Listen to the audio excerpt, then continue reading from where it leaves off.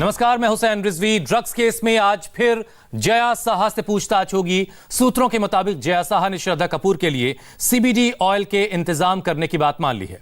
इधर बॉलीवुड की दूसरी बड़ी अभिनेत्री दीपिका पादुकोण के खिलाफ एनसीबी के पास सबूत के तौर पर अभी सिर्फ एक चैट मौजूद है जिसमें वो हैश का जिक्र कर रही हैं। जब दीपिका ने हैश या ड्रग्स लेने की बात कही, क्या उस वक्त वो डिप्रेशन में थीं जिसका जिक्र कंगना ने किया? सोशल मीडिया पर अलग अलग हैशटैग्स के साथ दीपिका के ढेर सारे वीडियोस वायरल किए जा रहे हैं, लेकिन पर्दे के पीछे का सच आखिर क्या है? हमने इसके बारे में रिसर्च की और दीपिका के ड्रग्स और डिप्रेशन वाले एंगल में साल 2017 के 365 दिनों की पूरी टाइमलाइन को खंगाला, जिसे देखकर काफी कुछ क्लियर हो जाएगा।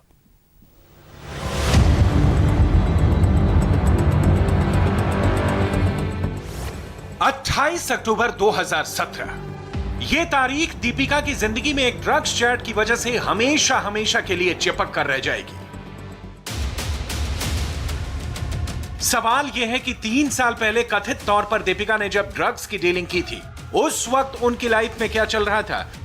दीपिका के ड्रग्स एंगल में डिप्रेशन की थ्योरी क्यों सामने आई? कंगना ने दीपिका पर यह आरोप क्यों लगाया कि ड्रग लेने की वजह से ही डिप्रेशन जैसी बीमारी होती है? अगर कंगना का दावा सही है तो क्या दीपिका ने ड्रग्स और डिप्रेशन का सच दुनिया से छिपाया? कथित तौर पर 2017 में दीपिका जब माल की बात कर रही थी, हैश की डिमांड कर रही थी, क्या उस वक्त वो डिप्रेशन से गुजर रही थी? और क्या डिप्रेशन से उबरने के लिए उन्होंने ड्रग्स का सेवन किया? दीपिका कब डिप्रेशन में गई? कितने दिनों तक डिप्रेशन में रही? दीपिका को डिप्रेशन से आजादी कब मिली?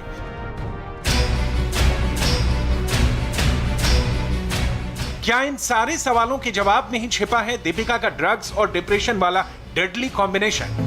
ये समझने के लिए हमें दीपिका की टाइमलाइन खंगालनी होगी और इसकी शुरुआत होगी 6 साल पहले, यानी साल 2014 में दीपिका की डिप्रेशन वाली कहानी से, जिसका जिक्र वो खुद कर चुकी हैं। I think what was tough was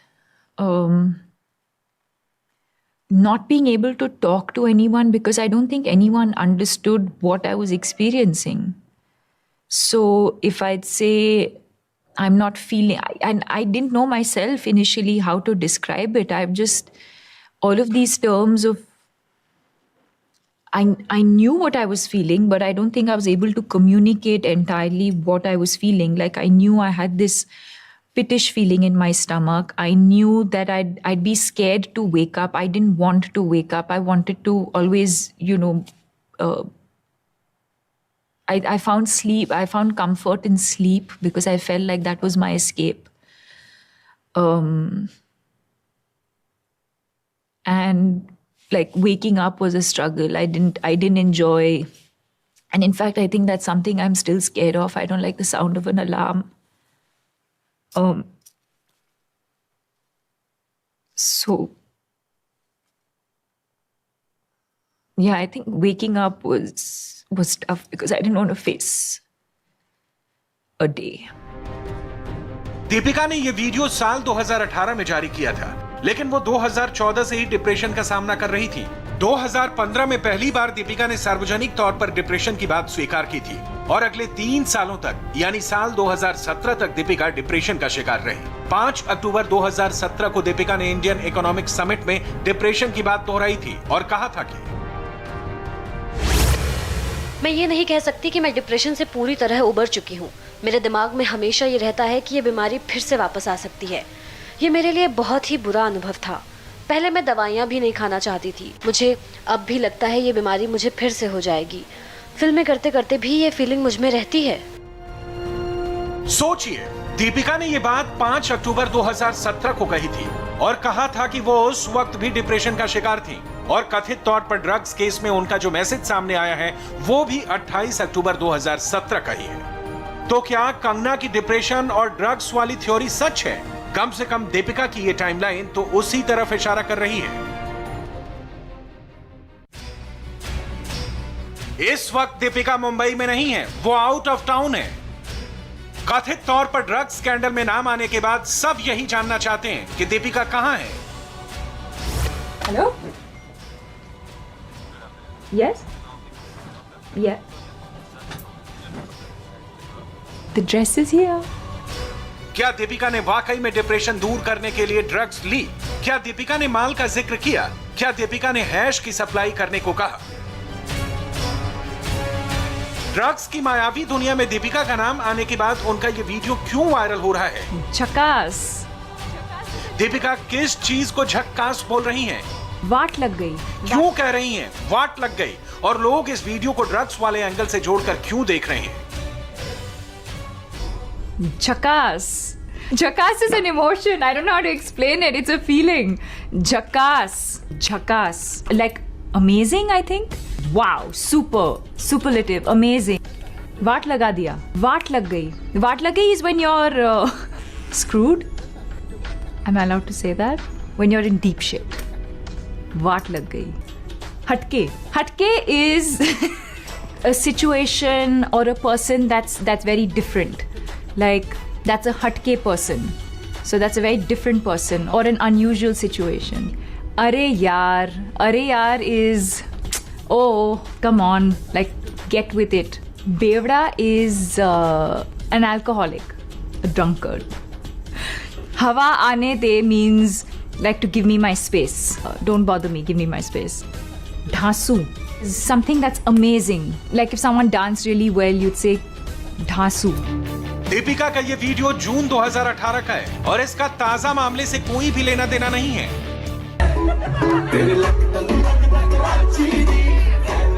लेकिन एनसीबी के खुलासे के बाद दीपिका के अलग अलग वीडियोस को खंगाला जा रहा है। दीपिका की पुरानी टाइमलाइन देखी जा रही है, सारी पार्टियों की डिटेल्स इकट्ठा की जा रही है।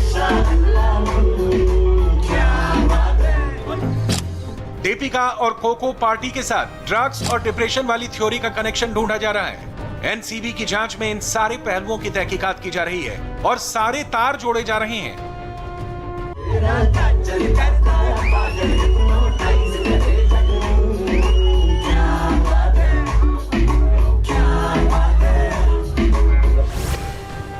इस वक्त दीपिका की लोकेशन मुंबई से करीब 600 किलोमीटर दूर गोवा है, जहां वो एक फिल्म की शूटिंग कर रही हैं। शुक्रवार को दीपिका ने अपने इंस्टाग्राम स्टोरी शेयर की, जिसमें लिखा था 3 days to go। मगर दीपिका को इस बात का जरा भी अंदाजा नहीं था कि 3 दिन के बाद यानी सोमवार आते आते वो और उनका नाम ना सिर्फ ड्रग्स वाले दलदल में फंस जाएगा, बल्कि दीपिका के ड्रग्स और डिप्रेशन वाले कनेक्शन के साथ जेएनयू जाने की बात को भी ड्रग्स से जोड़ दिया जाएगा। इस समय जो ड्रग्स में लिप्तता की बातें बॉलीवुड के कुछ लोगों के, कुछ कलाकारों के, कुछ स्टार्स के, और अब तो ये भी कहना पड़ेगा कि कुछ रोल मॉडल्स के भी, क्योंकि दीपिका पादुकोण का नाम रोल मॉडल्स में आता था। ऐसे लोगों का ड्रग्स में लिप्त होना हमें और पूरे देश को बहुत हैरान कर दिया है। और ऐसे सभी लोगों की जांच होनी चाहिए जो लोग रोल मॉडल बन के, स्टार बन के भारत की युवा पीढ़ी को गलत मैसेज दिया है, बॉलीवुड को बदनाम किया है। लेकिन मैं भी दीपिका पादुकोण का एक बड़ा उस समय तक फैन हुआ करता था। मैं सोचता था बड़ी आर्टिस्ट है, बड़ी शख्सियत है। आज जब ये ड्रग्स में लिप्त पाया हमने उनको, तब लग गया वो गलती नहीं थी, शायद यही दीपिका पादुकोण है। और ड्रग्स लेने में नाम आना, ड्रग पेडलर से संपर्क होना, ये पूरे रैकेट को देखिए तो ड्रग्स तो पाकिस्तान से आ रहे हैं और वो ड्रग्स क्या पाकिस्तानी विचारधारा भी लेकर के आए, जिससे दीपिका पादुकोण ने भारत तेरे टुकड़े होंगे गैंग के साथ खड़ा होने का निर्णय ले लिया और उसका आज तक उन्होंने खंडन नहीं किया।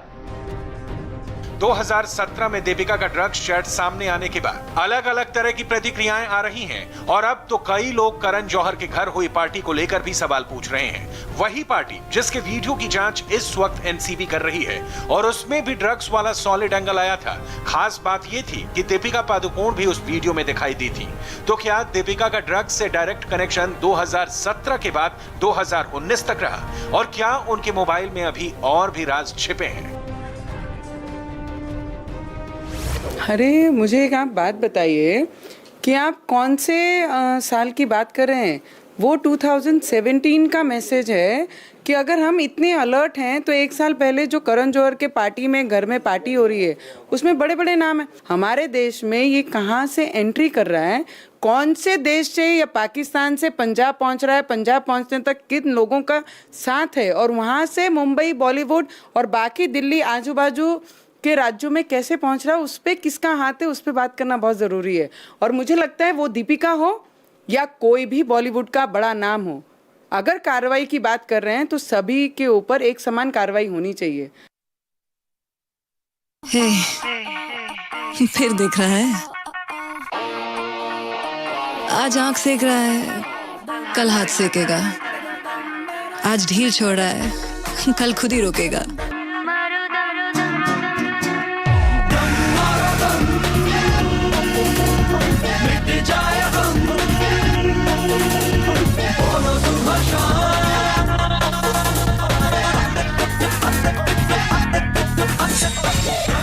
ड्रग एंगल दीपिका के गले की फांस बनता जा रहा है। चैट सामने आने के बाद दीपिका को काफी ट्रोल किया जा रहा है।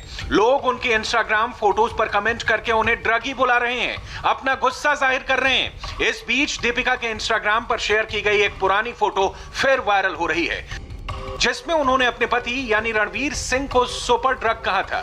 ये फोटो दीपिका ने 19 नवंबर 2019 को अपने इंस्टाग्राम पर शेयर की थी। तस्वीर में रणवीर सिंह बैठे नजर आ रहे हैं, लेकिन उनका चेहरा नहीं दिख रहा है। रणवीर की टी शर्ट पर लिखा था, प्यार एक सुपर पावर है। लेकिन दीपिका ने इस फोटो के साथ कैप्शन में लिखा था, और तुम मेरे सुपर ड्रग। अब लोग ये जानना चाहते हैं कि क्या ड्रग की बात करके दीपिका ने कुछ इशारा दिया था, और क्या ड्रग से उनका पुराना नाता है।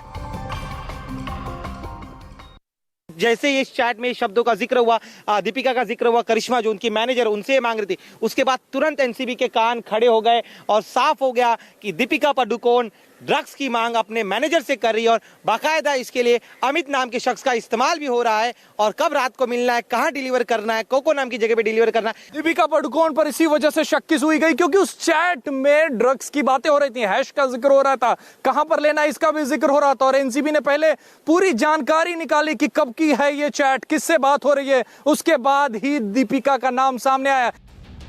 दीपिका का कथित ड्रग चैट साल 2017 का है। वो उस वक्त भी डिप्रेशन से उबरी नहीं थी, लेकिन देश दुनिया सहित जहां जहां से उनकी तस्वीरें सामने आई, वो उन तस्वीरों में बिल्कुल ठीक दिख रही थी। 2017 के मेट गाला के रेड कारपेट पर दीपिका ने अपना डेब्यू किया और व्हाइट कलर के गाउन में कुछ ऐसी नजर आई कि सबकी निगाहें उन्हीं पर टिकी रहीं। दीपिका के हेयर डिजाइन से लेकर उनकी ज्वेलरी और उनके कपड़े खूब ट्रेंड हुए। 2017 की शुरुआत में दीपिका अपनी पहली हॉलीवुड फिल्म ट्रिपल एक्स में नजर आई।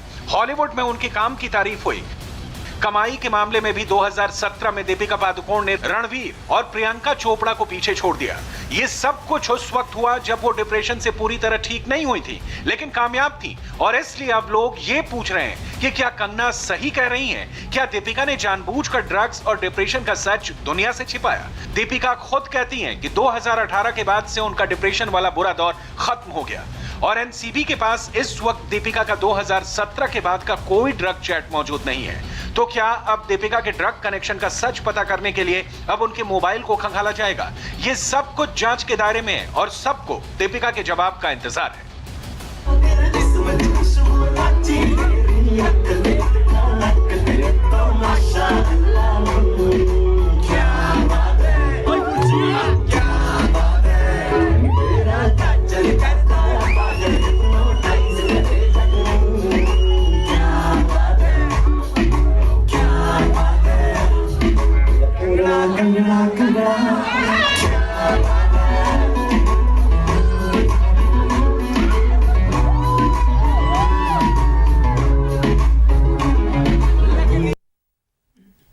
यहां वक्त एक ब्रेक का है। ब्रेक के बाद देखिए डीजीपी पद से वीआरएस लेने वाले गुप्तेश्वर पांडे ने सुशांत केस पर अपनी सफाई में क्या कहा है। गुप्तेश्वर पांडे एक्सक्लूसिव ब्रेक के बाद।